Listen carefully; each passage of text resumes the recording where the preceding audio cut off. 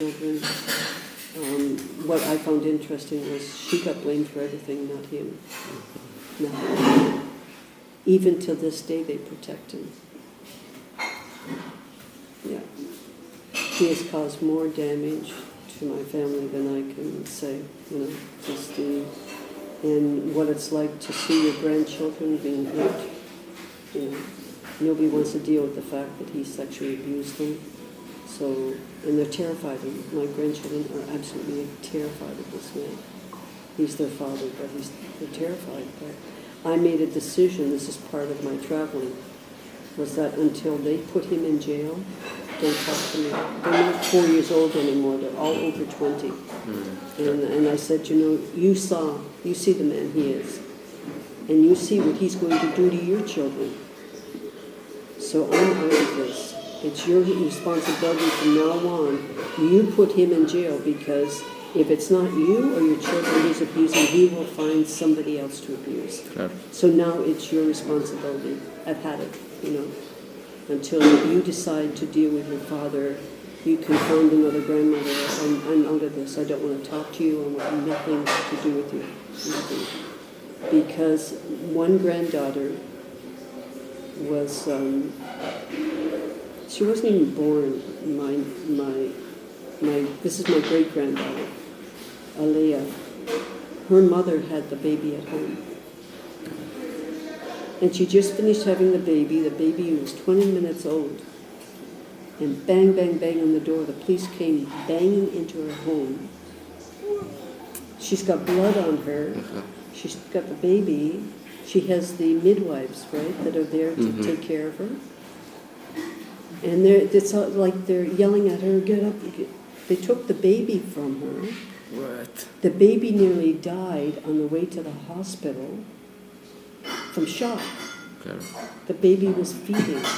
And all because someone made a phone call. And we all know it was this guy. That's the father. And I said, until you deal with that, until you deal with it, no. Because they took the baby and they gave the baby away to a family to take care of. Because my niece was supposed to, my granddaughter was supposed to be such a bad mother. In the meantime, she could see her once a week or twice a week. So what she did was put a recording in the seat, the car seat. She put a recording in it and gave it to the woman when the woman took her away, the baby away one week. And the next week, they got the baby back in the car seat too, so they took it out. I only could listen to, it was 45 hours. I listened to 9 hours of it, and right from the moment the other mother took care of the child, she was crying she was in the car crying all the time. This other woman never spoke to her, brought her home. You could hear she was never, in 9 hours, she was taken out of the car seat once. Screaming and crying, and you knew things were being done to her. There was 3 teenagers in the house. At one point, the 14-year-old teenager they were having a conversation, and the woman says to her husband, "Put your dick in your pants." He was standing there, half naked. And about 5 minutes later, the 14-year-old says, "Can I put my clothes back on?" So the husband is having sex with the 14-year-old. So we give this recording to the authorities, and they say nothing was happening. That's the new Canada. So something's going on with pedophiles. Something is going, because they've lost thousands of files of young people. And that's the kind of, like, my family, of the 13 children my mom had, none of us were involved with the authorities in taking any of the children, ever in our history. But when this change came with NAFTA, suddenly we have all of this other stuff happening, they started taking children from immigrant families like they never did that before. I saw a guy on the street with a sign trying to get people's attention, right? He didn't have enough English, and I looked at him.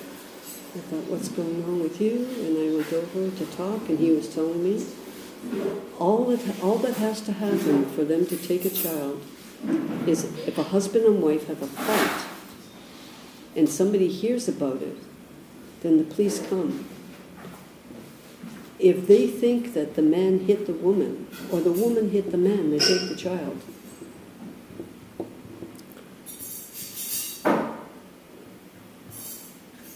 There's no ifs, ands, or buts. They take your child. That's it. Then you have to go, and you have to go speak to them, and then you get special rights to be able to see the child. Not in your home. You have to go to a building where somebody's watching you all the time. You have a camera to see every action you have with that child, that it's not aggressive. And they're destroying families. They went after my granddaughter. They went after my granddaughter because this man and my daughter were involved with them. So they immediately involved her children. So they have one generation, two generations, and now I have 3 generations. My great-grandchildren are now involved. So it's hoping that they survive, that they actually live. And I just found out this week that my granddaughter took the children and ran with her husband. And the police, everybody's looking for them.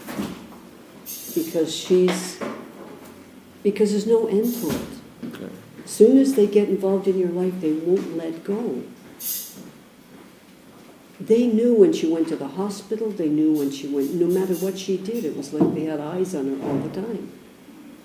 And she's not the bad one. That guy is. Pete Ezekiel is the one who's sexually abusing the kids. He's the one who did beat my daughter. You know what I mean? Sure. Yeah, and the children testified in court about him beating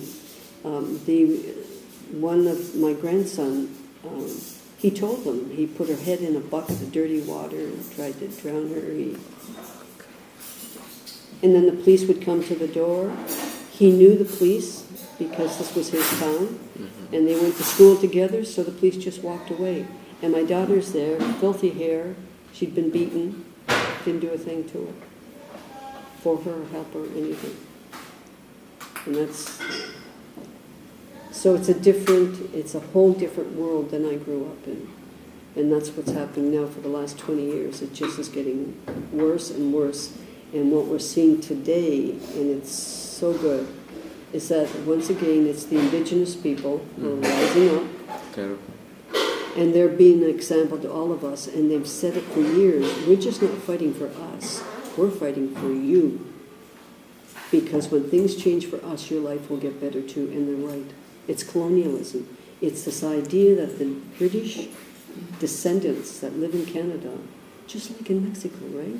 The Spanish, Okay. still have this hold in so many areas, right? They still, because my husband, his family were, Españoles. Madrazo was their last name. I don't even think it's a real name, because I have a feeling that they came to my husband's grandfather came to Mexico in about 1908, something like that. This was at the time with Franco and getting rid of gypsies. And here's a really weird story. My father-in-law, Mexican father-in-law, was in Europe going to university. He was from a very rich family in Puebla. And he became very pro-Nazi, pro-Hitler. What? Right?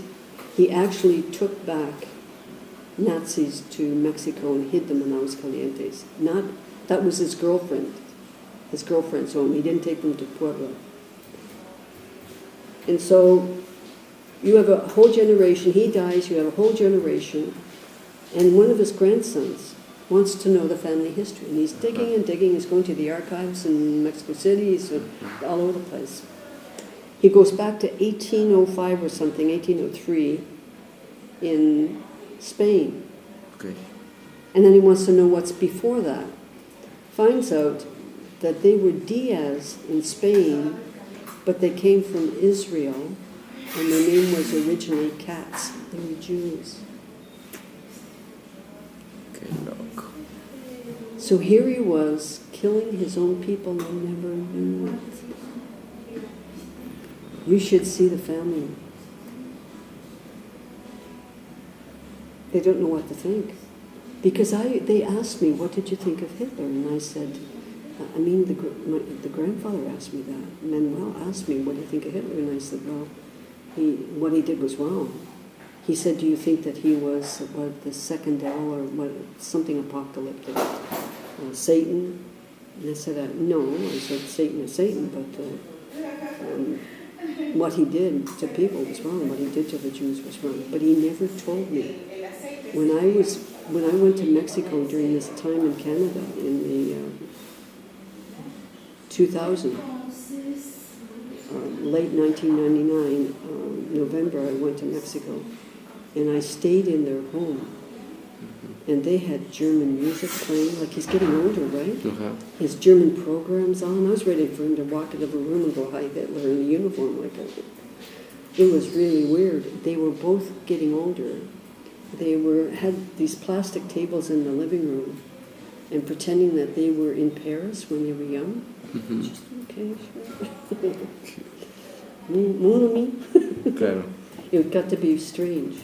Yeah, my son couldn't stand his grandfather at all. He started to treat him like his father. Yeah, there was something going on there too, just with that family. They had a lot of issues going on. So, yeah. So anyway, I spent 4 years in Mexico. I went to university, ended up in Mexico because there was nothing was happening in Canada. 4 years after university, 3 years after university, and there was no work. I mean, I did things.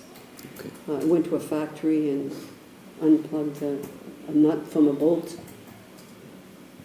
after 6 years of university. I'm so skilled. Claro. For 3 days I did that. Sí. And then I had to look for another job. Another job, so you get 2 days here, 3 days there, no food, nothing. So the government gave us so little, and that was the whole thing, was that the amount of money they gave us was equal to 1,000 calories a day. So eventually I go to the UN and I let them know about that. And of course then I get fished and I lose all my contacts and that kind of stuff. But no, it's I have no idea. I see Microsoft doing everything it can to say that there's lots of jobs in Canada. They welcome me. It's just simply isn't true. I've been asked here. I was asked in Colombia, in Costa Rica, like this. Is there jobs? And I said, my son's got a university education and he's selling furniture. What do you think? Right? That's pretty basic. Or you're working in McDonald's. Or you're working in some place that is American. Very poorly paid, no benefits. Nothing. So they have to create their own jobs. A lot of them are on the road. They're traveling. And making a little bit of money here and there. And changing everything, right? The only people who have jobs are the kids that are rich, that are doing well. But anybody else, we're not at all. If you have 5 million people living in poverty in Canada and they don't have enough food to eat, you have a serious issue. But nobody talks about it. Nobody wants to. But now they have to, because young people are waking up and understanding this is really serious. And it's Trump. He's so obnoxious that he's waking people up. Like, this guy is a lunatic. Like, what are my possibilities for anything in life with these kind of leaders, right? So he's brought attention. That's one thing I can say about him. he is so crazy, yeah, he's made people start to think about how serious all these issues are.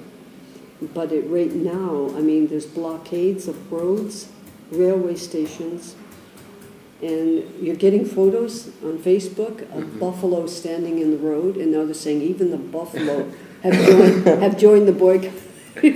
And we have wild turkeys doing the same thing. They're standing on railway tracks. So people are going making jokes about it. And there's the whites, there's white, yeah, the Anglo-Saxons are, you know, trying to cause trouble and trying to get the indigenous people to fight, but they're not. There's people from all different countries that are involved, right?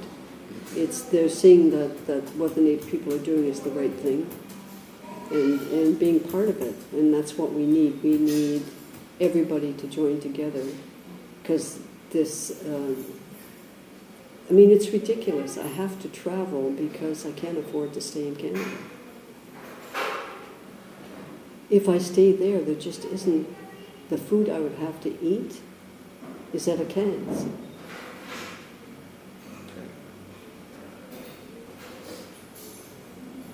It's not food. That's what I mean. I'm healthier being on the road and traveling and meeting different people, which makes me alive, right?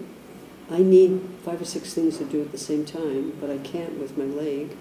And that's a whole other story about how bad our healthcare system is. I literally died, and all I did was go into the hospital because I wasn't feeling good.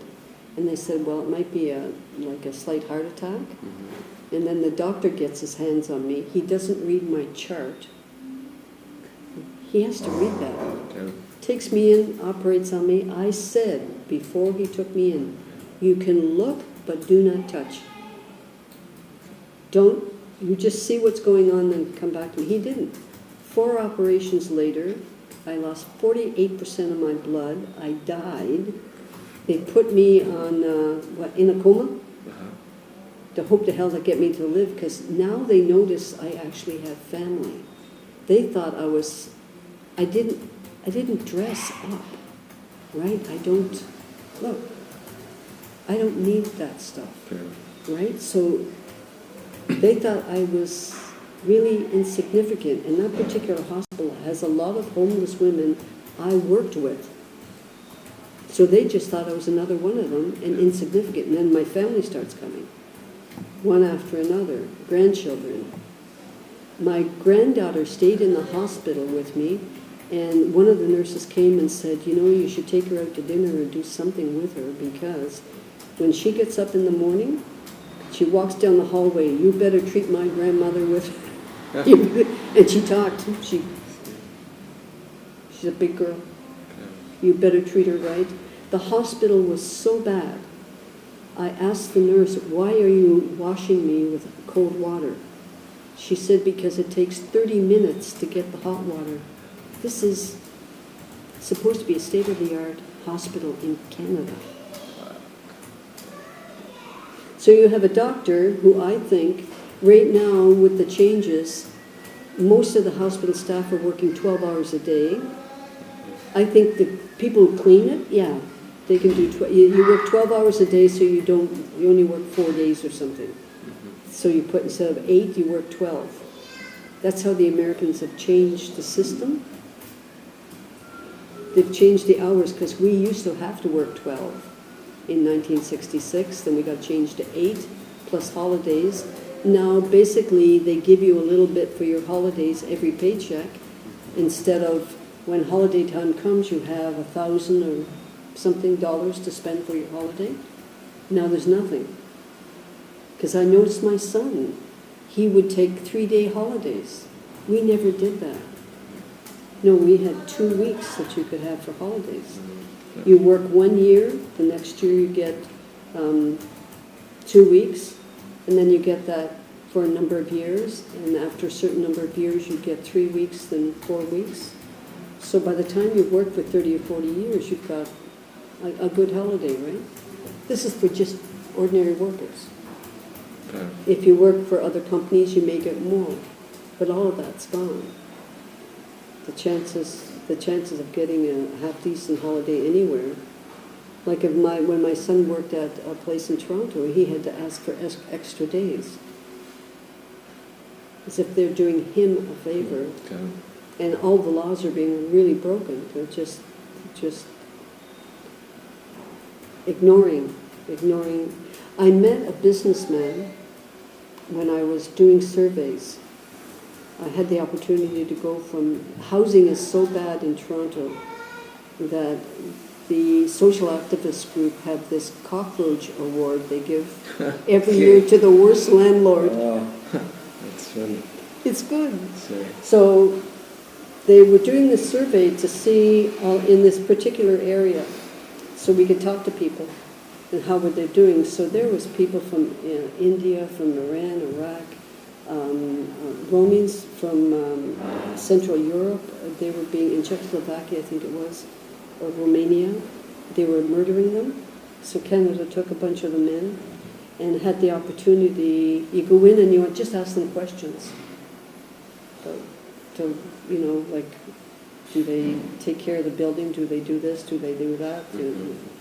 Really bad report, really bad. And the elevator broke, and 10 weeks later it still wasn't repaired, and people have to walk up 8 after work. yeah. Yeah, these were older women, so we took all the documentation we could on it. But I met this Canadian businessman, and he said when everything changed, when the economy went down, and he saw the laws that were changed for business people, he closed his business down. He said they were illegal. The stuff that they were letting businesses do now became legal. He said he wasn't going to do it. He wasn't going to be part of it. He said that it was wrong. You can't do that to people. You can't just take things from them. They've worked all their lives. So their pensions and things like that, right? And he told me that with the money he had left, what he was doing was going to Ottawa once a week to fight with somebody about what they were doing. He had money, but he was really, like most of us, we were shocked. We had a Canada, then we didn't. That's what free trade is. When I hear how much free trade is spread to other countries, it's not free. Somebody pays. And it's always the people at the bottom. The poor, the immigrant, children, the elderly. That's where they take the money from those groups, and it all went up.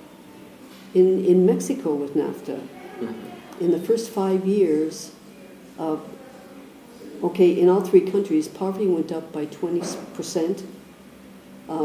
Your wages went down by 67.5%, and in 5 years created 8 billionaires. The money just went to the top. That's Mexico.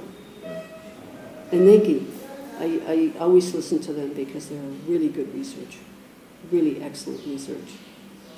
And but the same thing happened in Canada. It's very difficult to find our stats because Stats Canada, who usually does our stats, suddenly became the bad guys, and nobody wanted to listen to them. And this American stats people institute started with a very Canadian name, the Fraser Institute. So people thought, oh no, these are the right stats, because their propaganda is really good. I mean, the information they got from Hitler on how to lie and deceive and manipulate people, they use it really well. So people believe them. And then I remember I was asked to talk to a board of people on poverty reduction, which I think is stupid. You eliminate poverty, you don't reduce it. What are you talking about? So these people deserve not to be poor and the others deserve to be poor? Like, you end poverty, you don't reduce it, you end it completely. Stop it. China's doing it. China's ending poverty. They may be the first country to end poverty this year.